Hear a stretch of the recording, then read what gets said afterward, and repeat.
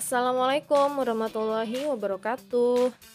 Bertemu lagi dengan Ibu Lia Lestari pada mata pelajaran SBK dengan materi yaitu gambar ilustrasi. Setelah kalian menyimak materi ini, kalian langsung absen saja di link YouTube ini dengan mengetikkan nama dan kelas kalian. Misalnya Ade Rizkianto kelas 81 hadir. Seperti itu ya. Untuk itu mari kita mendengarkan atau simak penjelasan dari Ibu. Apa sih menggambar ilustrasi itu? Jadi ilustrasi adalah gambaran yang memperjelas ide cerita atau narasi. Tujuan dari menggambar ilustrasi adalah memperkuat, memperjelas, memperindah, mempertegas, dan memperkaya cerita atau narasi. Gambar ilustrasi yang baik adalah ilustrasi yang dapat merangsang dan membantu pembaca untuk berimajinasi tentang cerita. Nah, di situ ada salah satu contoh tentang menggambar ilustrasi, silakan kalian simak sendiri. Kemudian, objek gambar ilustrasi dapat berupa gambar manusia, hewan, dan tumbuh-tumbuhan. Gambar ilustrasi dapat dibuat dalam bentuk cerita bergambar, karikatur, kartun, komik, dan ilustrasi karya sastra berupa puisi atau sajak. Pembuatan gambar ilustrasi dapat dilakukan dengan cara manual maupun dengan menggunakan teknologi digital. Nah, di sini Ibu tampilkan dua contoh gambar ilustrasi ya. Yang gambar dua-dua itu merupakan gambar ilustrasi yang menggunakan teknik manual dengan menggunakan pulpen sebagai alat gambarnya. Sedangkan itu yang berwarna atau yang gambar 21 dia menggunakan teknik digital atau menggunakan komputer karena gambarnya juga terlihat halus dan lebih cerah. Jenis-jenis gambar ilustrasi ada 5, yaitu kartun, karikatur, komik, ilustrasi karya sastra, dan fignet.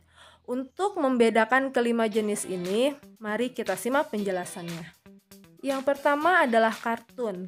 Bentuk kartun dapat berupa tokoh manusia maupun hewan, berisi cerita-cerita humor dan bersifat menghibur.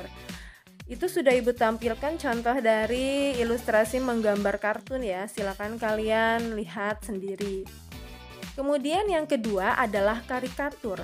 Gambar karikatur menampilkan karakter yang dilebih-lebihkan, lucu, unik, terkadang mengandung kritikan dan sindiran. Jenis yang ketiga yaitu komik. Gambar ilustrasi dalam bentuk komik terdiri dari rangkaian gambar yang saling melengkapi dan memiliki alur cerita.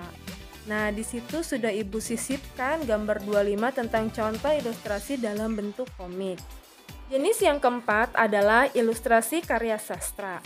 Karya sastra berupa cerita pendek, puisi, dan sajak akan nampak lebih menarik apabila disertai dengan gambar ilustrasi. Selain itu, orang akan berminat untuk membaca cerita. Fungsi gambar ilustrasi di sini bertujuan memberikan penguatan dan mempertegas isi dari narasi pada materinya. Sudah Ibu lampirkan di situ gambar 27 dan 28, contoh ilustrasi dalam bentuk karya sastra.